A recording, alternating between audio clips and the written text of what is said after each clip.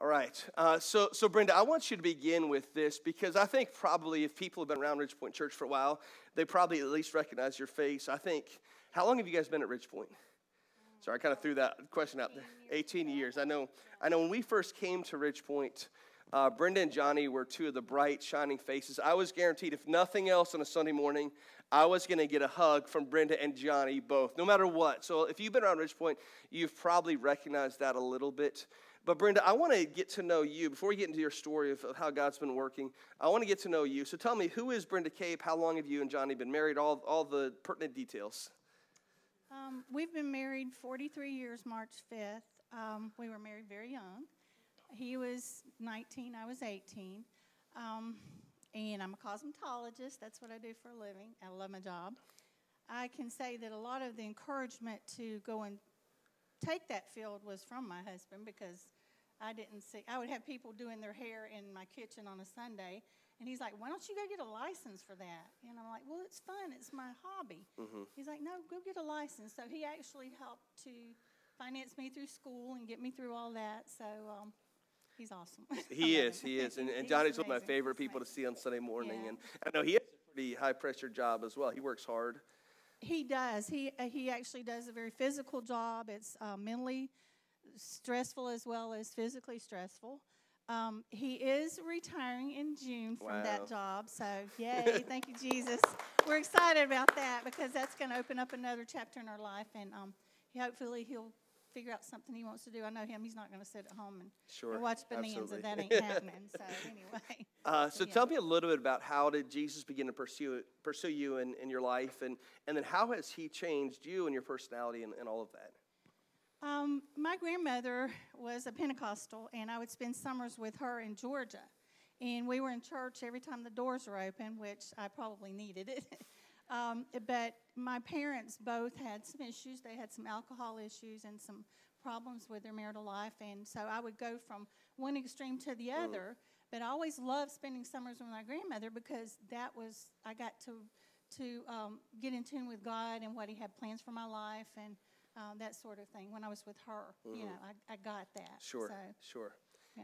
One of the things I've always found remarkable about both of you is just no matter what it was that you're going through, when you came in on Sunday morning, you always had a bright smile on your face, and you're always happy, and you're always quick to give people hugs. But I know life hasn't always been easy. No, it hasn't.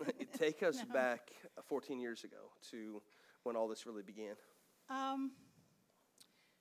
I was actually probably at the peak of my health. I was cross training, 25 miles a week. In the peak of health, I had a little issue, and I had gone to the doctor about it. And they're like, no, I think we need to go ahead and do a biopsy and see what's going on there.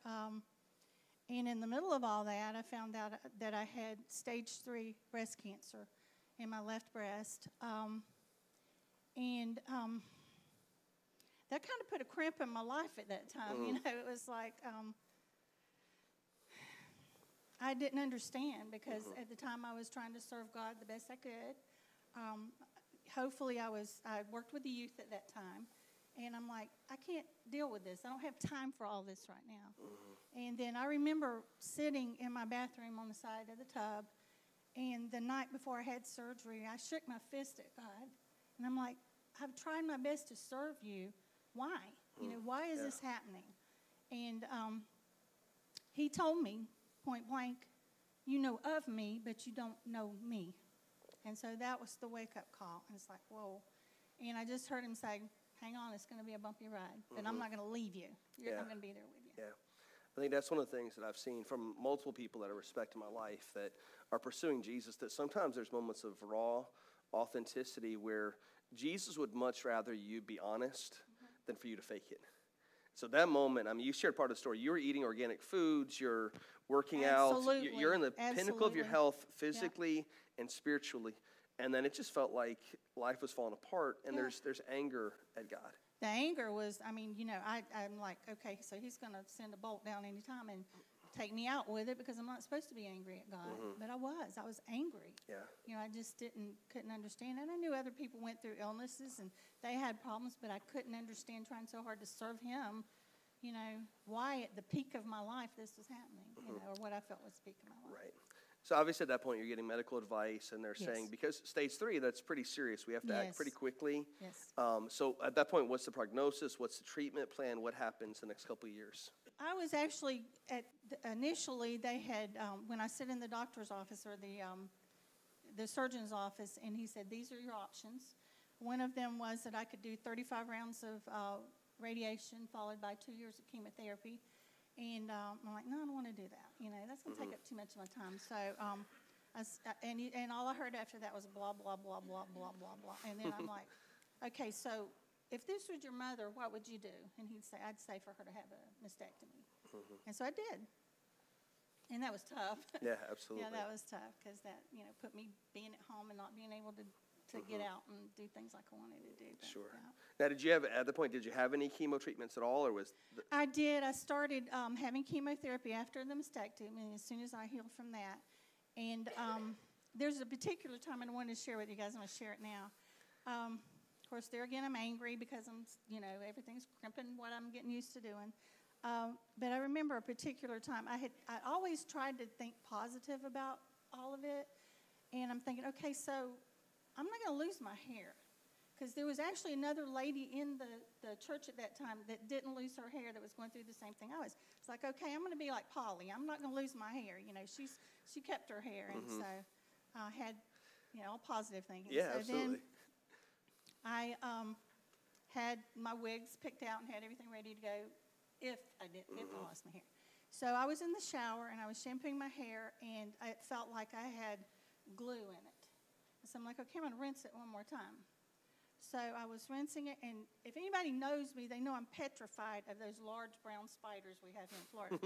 So I'm rinsing my hair, and I feel something slap me on the back of my leg, and I thought it was one of those spiders. So I'm slinging it over the top of the shower, and it's sticking to the wall, and I'm like, Johnny, come help me. There's a spider in here. He knows he has to rescue me from every spider in the house. So then he opens the door, and he takes the big towel, and I didn't even know we owned a towel that fluffy and that warm.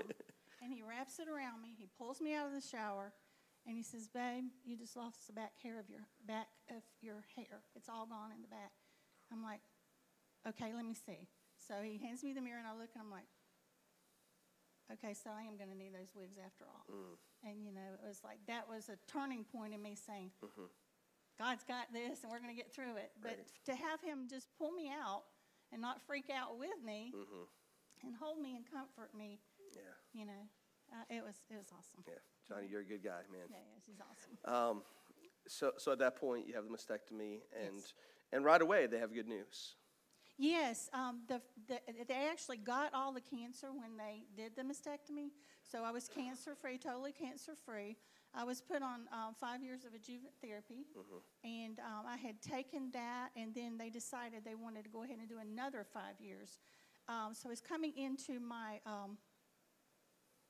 10th year, and I was going to have a party. It's like, okay, I've been 10 years cancer-free. I'm a happy girl, and then that's when it hit the second time. And every time it's been like a punch in the gut. You know, if I said the truth about it, it's been a punch in the gut. But I was like, whoa, I didn't see that one coming. You know? And then that's when I had the mastectomy on the right side. Sure. And so then, you know, I'm thinking, okay, so this is all done. It's all over with. You know, no more problems. So because at that point, that one was only stage 1. That was stage 1 the second time. That was in 2014. But because of your past history, they were going to do the second mastectomy. Yes. And then was there some treatment after that? Actually, I did some testing, which it's amazing now what they have technology-wise. I did some testing. It took 2 months for me to get the test results back, which is probably the longest 2 months of my life, to see whether I was going to have to take chemo a second time. And come to find out I didn't. Okay. So there again, that second time, they got all the cancer. So I'm not one that's in remission. You know, I'm one that they were able to get. Cancer-free. So for a second time I'm in your life, you're cancer-free. Yes. No more breast cancer. No. You're living in the victory. You're enjoying it. Everything's going great. Yep. I mean, at this point, both breasts have been removed. Like, nothing could happen until last year. Till last year. And I was getting ready there again to celebrate my 5th year being cancer-free. And then last year, I was diagnosed once again in a breast that didn't exist. stage 2 invasive ductal cell carcinoma. Wow. That one was probably the most devastating of all the diagnoses I'd ever had, because that was the hardest. Because I thought there was nothing left. You know, where can I have cancer? Right. It ended up being in between a piece of scar tissue and a cell. And it was minute, but it was very aggressive. So there again, you know, we're talking over treatments, what I'm going to take and all that. And they decided on 35 rounds of radiation, which I just finished up a week and a half ago. Right. Yeah. Yeah. Yes. Now, I want to take you back, because I want to feel what you guys are feeling at that point, because there has to be bewilderment. There has to be a little bit of danger. I could get mad at God again, saying, listen, like, we've been through all the treatments. I've been declared cancer-free twice, not just in remission. I'm cancer-free. Yes. And it is. Tell me all about the emotions that you're going through first. You mean this time? Yeah, this time. One of the things that was the hardest was the fact that because of my insurance, it took so long for me to get the test that I needed. They actually found the lump in August of last year, and I didn't have surgery until November of last year. So there was all those months of stressing and, you know, wondering, is it somewhere else? Because at that point, I didn't know if it had spread somewhere else, because they told me there was a good chance that it could have spread somewhere else. Sure. And then they did the PET scan, and that was the only place, and it was in that one area. So they did surgery on that. But. Absolutely. And so you're feeling the loss, bewilderment, the frustration, being frustrated with the insurance, all that stuff. Yes.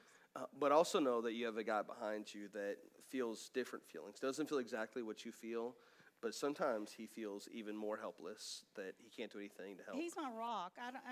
I know that when we first started at Ridgepoint Church, I had been coming here for about 4 or 5 years, and he started.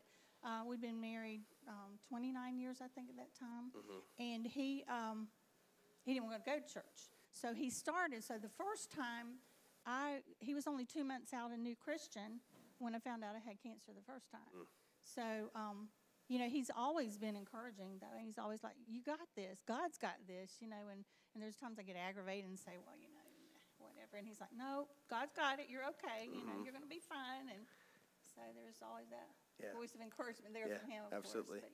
But, I remember, I think it was this time, if I remember correctly, that, you know, we found out, we knew you were coming, you asked us to pray for you, as you do every time you come upon the check, but didn't seem like that was the possibility. And then word started to trickle out that the cancer was back. And I remember giving you a call and trying to talk to both of you. And I think at that point, Johnny couldn't even talk. Like, he was just so overcome with emotion. And that's a difficult spot to be in. Because now you have to ramp back up and say, we're gonna attack this thing again. But you guys did that. It's another 35 rounds. Is that what you said? 35 rounds of radiation. And then to top all of that, you're finished now. And then there's something special we have right here. Talk about this right here. If I talk about that, I'm going to cry. This is from my doctor. It says, Dear Mrs. Cape, we are pleased to inform you that the results of your exam are normal/benign. Shows no signs of cancer.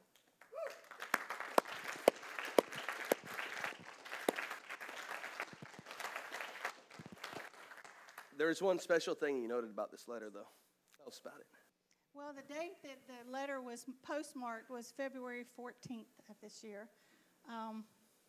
And I said it was my love letter from God. I'd already gotten my beautiful cards and my hugs and my special things from my husband, but that was my love letter from God to say, you know, I love you with an unconditional love.